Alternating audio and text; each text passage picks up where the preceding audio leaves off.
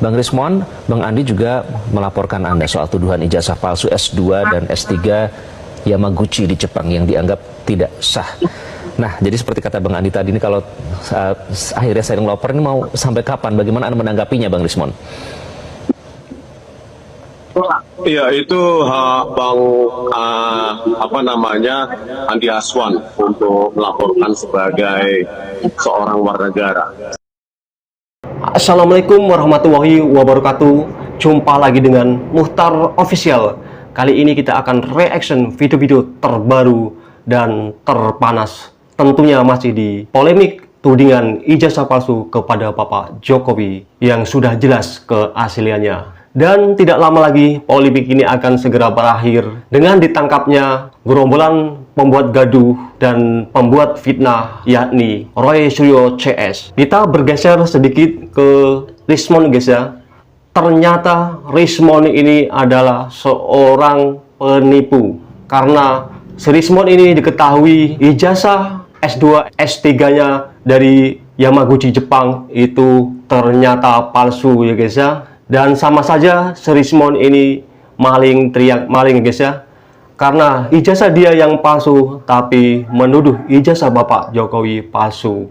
Dan bukan Rismon saja guys ya yang ijazahnya gelar doktornya palsu, tapi dicurigai si Dokter Tifa juga berijazah palsu alias dokter abal-abal. Dan tentunya ini kalau memang terbukti si Rismon ijazah doktornya palsu, yakni akan menambah hukuman bagi Rismon ini, karena si Rismon ini pasti dikenakan pasal berlapis ya guys ya. Minimal hukuman si Rismon ini adalah seumur hidup, dan si Rismon ini bakal nyungsep selamanya sampai tua di dalam penjara guys ya. Tentunya keluar dari penjara membawa tongkat, sangat mengerikan sekali guys ya. Oke, tidak perlu berpanjang lebar, biar tidak gagal paham, kita tonton video berikut ini. Selama ini yang kita lihat, Rismon Cenipar dan kawan-kawan menuduh Pak Jokowi pemilik ijazah palsu dengan penelitian yang keliru dan juga salah fatal. Nah, ternyata justru yang kita ketahui bersama, RHS ini pemilik ijazah palsu. Nah, hari ini setelah kami laporkan, kami memastikan ini akan terjadi pendalaman. Jadi menurut penyidik tadi akan ada pendalaman di lembaga-lembaga tertentu, di instansi-instansi tertentu, di pihak-pihak yang kemudian terkait, yang kemudian akan menguatkan bahwa apa yang kita temui ini adalah sesuatu yang benar adanya. Intinya ini adalah rangkaian kedua setelah beberapa pekan yang lalu saya dan juga teman-teman melaporkan secara resmi kepada saudara RHS.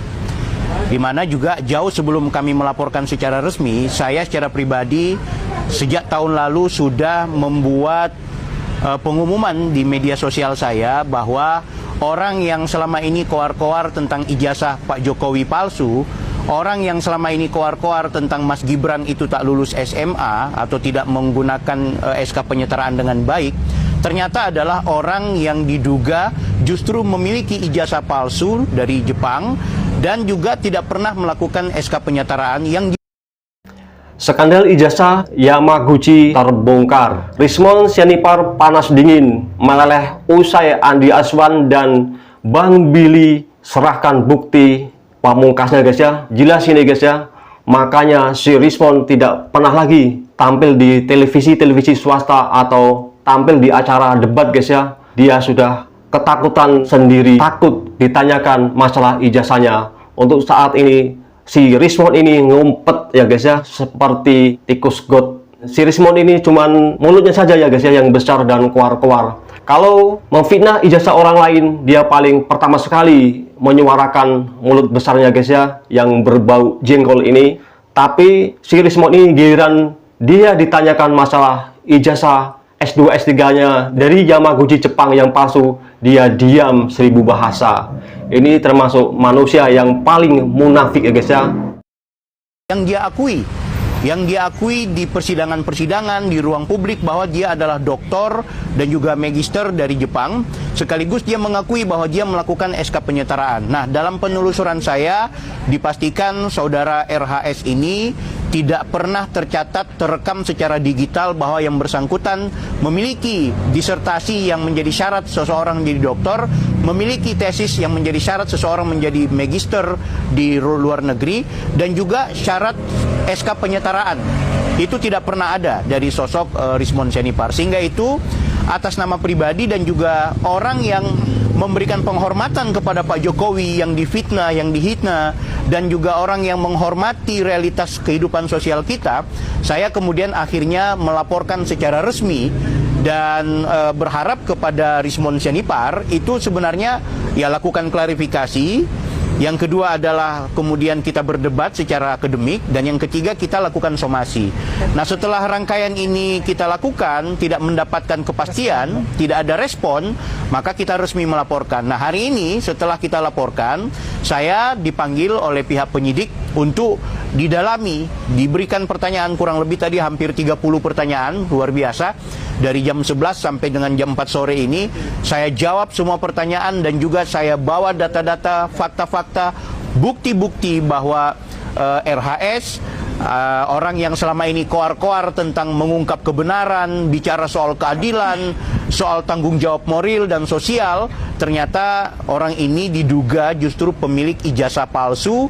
Mengerikan sekali guys ya, si Rismond ini guys ya. Kita duga sebagai pemberi keterangan palsu di persidangan yang ada di Vina Cirebon, Jessica Mirna, Komisi Informasi Pusat atau KIP, dan terakhir dia di CLS. Tapi aku heran ketika sidang di CLS, pasca kita laporkan, dia sudah tidak mengakui bahwa dia dari lulusan Yamaguchi Jepang. Yang jelas takut ya guys ya, mengakui sebagai dokter ya. Takut dipertanyakan oleh jaksa ini ya. Secara politik boleh berbeda secara pilihan figur kita, tapi dalam konteks ketika kita mengkritik, tolong kita pilah-pilah. Selama ini yang kita lihat, Rismond Syarifar dan kawan-kawan menuduh Pak Jokowi pemilik ijazah palsu dengan penelitian yang keliru dan juga salah fatal. Nah, ternyata justru yang kita ketahui bersama, RHS ini pemilik ijazah palsu. Nah, hari ini setelah kami laporkan, kami memastikan ini akan terjadi pendalaman. Jadi menurut penyidik tadi akan ada pendalaman di lembaga-lembaga tertentu, di instansi-instansi tertentu, di pihak-pihak yang kemudian terkait, yang kemudian akan menguatkan bahwa apa yang kita temui ini adalah sesuatu yang benar adanya. Saya pastikan tidak akan pernah melaporkan Rismond Syarifar kalau benar-benar dia tidak memiliki data dan bukti kuat kalau ternyata dia pemilik ijazah palsu. Jadi setelah kita laporkan dan kita di BAP, berarti semua prosedur sudah kita lakukan. Kami menghubungi pihak-pihak lembaga-lembaga tertentu, saksi-saksi yang punya kekuatan secara korespondensi dengan pihak Yamaguchi. Bahkan saya kemarin sempat ke luar negeri, dalam hal ini Malaysia, bertemu juga dengan pihak-pihak yang punya hubungan kedekatan dan sangat tahu dengan sosok dari Rismond Syarifar. Terakhir kami juga sedang mempersiapkan agar kemudian mendapatkan catatan resmi dari pihak Yamaguchi, walaupun itu juga domain dari pihak penyidik. Tapi pada faktanya teman-teman subscriber, YouTuber, teman-teman masyarakat Indonesia dukung ini. Kenapa? Karena memang apa yang dilakukan oleh Rismond Syarifar itu berdampak yang luar biasa. Polarisasi, kita saling benci di mana-mana. Ini Bu Diana kalau di TikTok. Betul ya guys ya. Gara-gara segelintir orang ini ya, kita menjadi ribut terus ya. Saling adu argumen ya. Orang yang sebenarnya tidak ikut-ikut campur, masyarakat secara umum itu terkontaminasi dengan polarisasi ini. Nah, artinya penting untuk kemudian kita bersama-sama mengawal kasus ini. Kita ingatkan terus PMJ, ya, Polda Metro Jaya, dan saya berharap teman-teman pendukungnya Pak Jokowi dan seluruh masyarakat secara luas, mari rame-rame kita tetap gugat Rismond Syarifar agar mempertanggungjawabkan apa yang selama ini yang sudah dia buat, keonaran yang sudah dia lakukan. Terakhir, sebelum saya tutup, saya minta izin, saya juga sudah membuat semacam e-book, di mana e-book ini adalah fakta, data, bukti, serta informasi yang berkaitan dengan palsunya ijazah dan gelar dari seorang Rismond Syarifar, berikut dengan analisa hukum, analisa sosial, bisa didapatkan di kanal YouTube kami, dan berharap teman-teman pendukung Pak Jokowi untuk mari kita masifkan informasi ini agar masyarakat kita tidak disesatkan oleh Mantap sekali Bang Billy, semangat. Terlapor. Aku pikir itu Bang Andi. Mohon bantuannya. Saya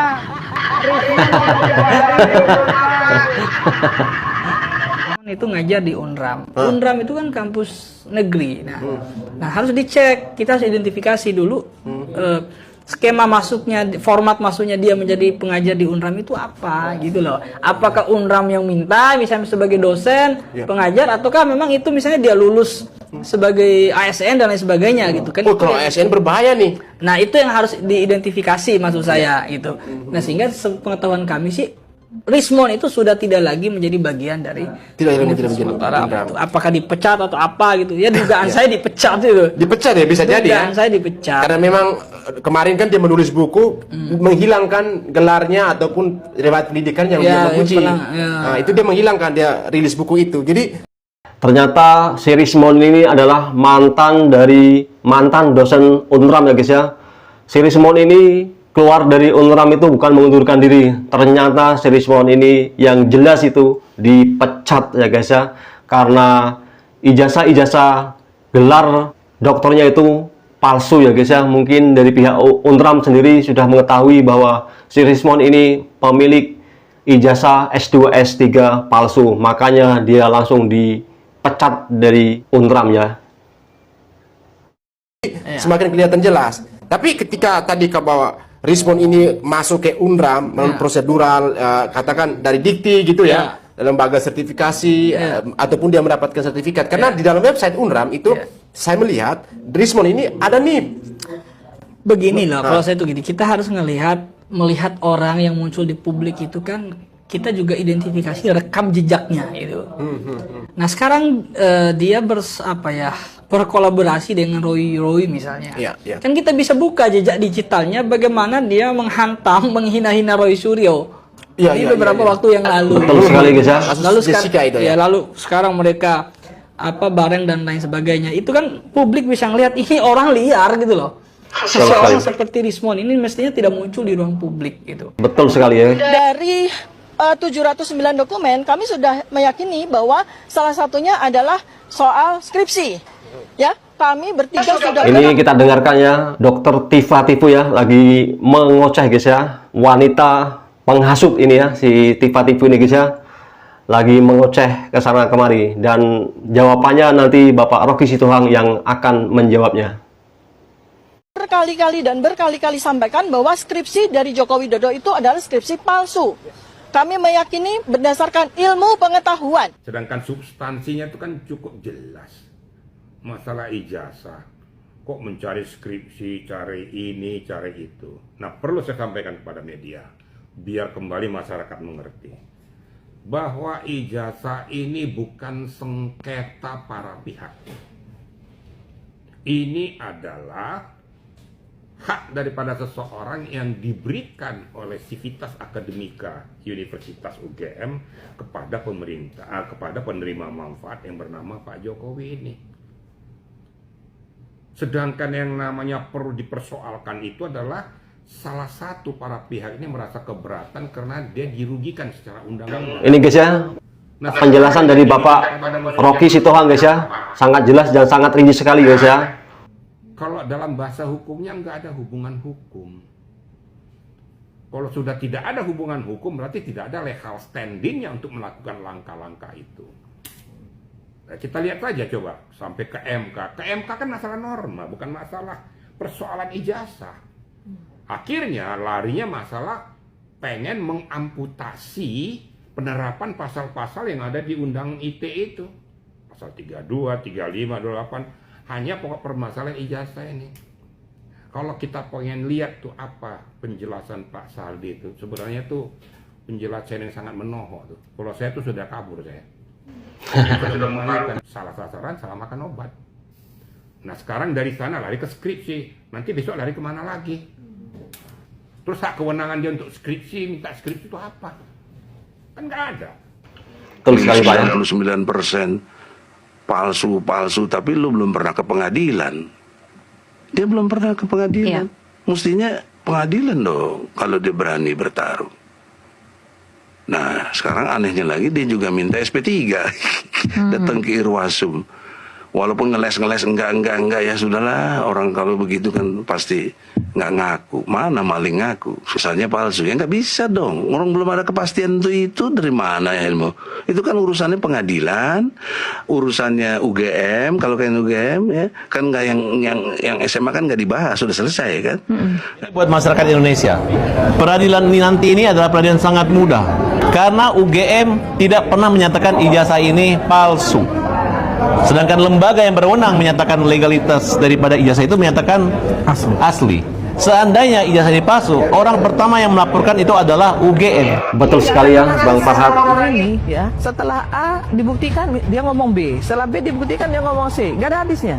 Tangkap orang ini ngacau ini, bikin gaduh Republik ini. Kalau saya wah udah tangkap aja, udah nggak ada urusan. Betul sekali Bu Irma ya.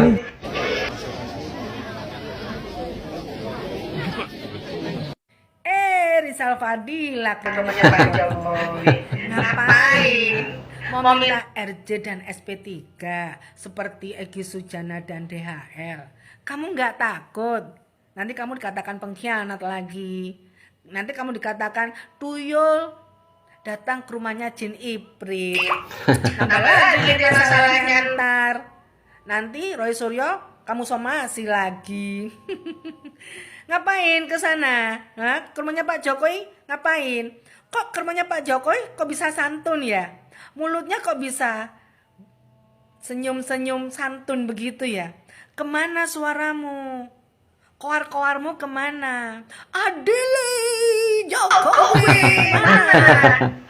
Opa, ini yang menjadi persoalan buat dia gitu kan. Pak, aku selama ini nggak ngeh menganalisa ke sana loh Pak.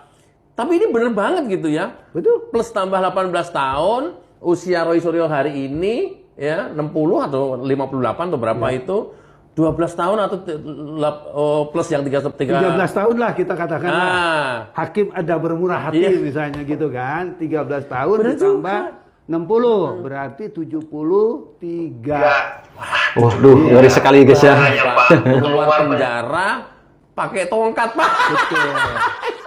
Karena itu bisa 2 kali gak ikut pemilu dia. Oh iya benar. Gak ikut pemilu dia nantinya. Itu kan? artinya terus 2029 dia kemungkinan nggak bisa. Itu udah pasti enggak. 2035 dan 2044. Ya. Waduh, Gibran udah jadi presiden Pak. Apa kata Pak Jokowi? Alhamdulillah beliau memberikan. Apa Bu yang membuat Ibu mungkin membuat PSI ini jadi pertimbangan gitu? Intinya sih sama-sama aja ya, sama-sama bisa ke masyarakat seperti itu. Mungkin ada sosok Pak Jokowi. Ya, salah satunya. Demikian guys ya, dengan masuknya kader PDIP ke kader PSI ya, berakhir sudah video-video singkat kita kali ini. Dan setelah disimpulkan bahwa si Rismond ini adalah seorang pembohong dan penipu, maling teriak maling, dan tentunya si Rismond ini hukumannya akan bertambah berat ya guys ya, karena si Rismond ini bakal divonis dengan pasal berlapis dan tentunya akan mendekam selamanya di dalam penjara sampai kakek-kakek ya guys ya. Itu pun kalau umurnya si Rismond ini masih panjang guys ya, takutnya sebelum batas waktu hukuman ditentukan si Rismond ini akan moek duluan guys ya. Dan terima kasih telah menonton video-video singkat ini. Semoga kita semua diberi kesehatan, keberkahan, panjang umur, dan dilimpahkan rezekinya, tentunya sukses selalu untuk kita semua. Amin. Salam waras. Wassalamualaikum warahmatullahi wabarakatuh.